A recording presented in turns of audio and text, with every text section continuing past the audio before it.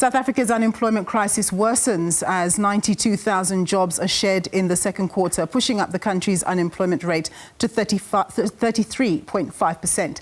SABC News economics editor Tshepo Mongoai is in Pretoria and joins us live from the Statistics South Africa office. Very good afternoon, Tshepo. A very negative number indeed, and I understand that you may have the SG with you. Tell us more. Absolutely, Nombu. Of course, we have seen a number of sectors continue to shed jobs, sectors like trade, particularly in the hotel and hospitality industry, where a number of jobs have been lost. Provinces that have also contributed to job losses are provinces such as Western Cape and KwaZulu-Natal. And obviously, there's a lot of tourism industry and hospitality industry that is taking place. But for more on this very negative numbers, we're now joined by the statistician general, Risenga Maluleke, to tell us what is behind this increase in unemployment. What are the reasons for the job shedding? Tshepo, let me say that one of the things that we must look at is the movements from the first quarter of 2024, where we're sitting at 16.7 million people employed. The number of those that are employed has gone down by 92,000. And the number of the unemployed, we were sitting at 8.2 million. We went up by 158,000 to 8.4 million unemployed. And that is the one that returns the unemployment rate of 33.5%. Having said so, you know, Tshepo, we don't talk about large and small numbers in Stats SA. However, let's talk about the movements that we have seen. We are saying that trade lost a lot of jobs, 110,000 jobs that were lost quarter on quarter. It was followed by agriculture, 45,000 jobs, and followed by private households, 18,000 jobs. Let us go back to trade. In trade, we have seen a lot of losses in the hotel and restaurant group, where we lost about 87,000 jobs. And of course, we were followed by a wholesale trade. And of course, the lesser numbers, 3,000 of those, came from retail trade. And you can see that provinces like the Western Cape lost 65,000 jobs, followed by KwaZulu-Natal. Mpumalanga, my apologies, lost 50,000 jobs, and KwaZulu-Natal 49,000 jobs. There were provinces that tried to gain employment, but it was not enough to offset the negative trend that we have seen, leading to an unemployment rate increasing.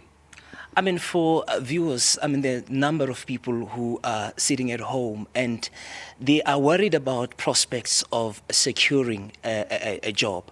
If you look at provinces, I know this is historical numbers, but which provinces would you say that one would have been had more chances of getting a job? Well, let us start off by saying that provinces that have larger urban centers. So our urban provinces are largely Gauteng and the Western Cape. And when you look at the Western Cape, their unemployment rate has remained relatively low, as well as their expanded unemployment rate.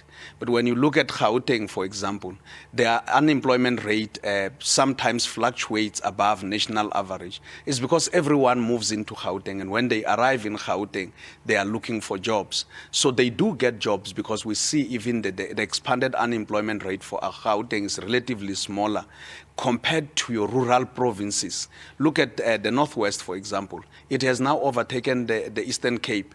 The one with the highest unemployment rate now is the Northwest, both official and expanded. Expanded has gone in the excess of 50%. And of course, official sitting at about 46%. And indeed, Eastern Cape is now sitting lower than the Northwest. So your rural provinces are much more vulnerable to labor markets in terms of unemployment. Let's go back to the expanded definition. We've also seen it increasing to around 42%.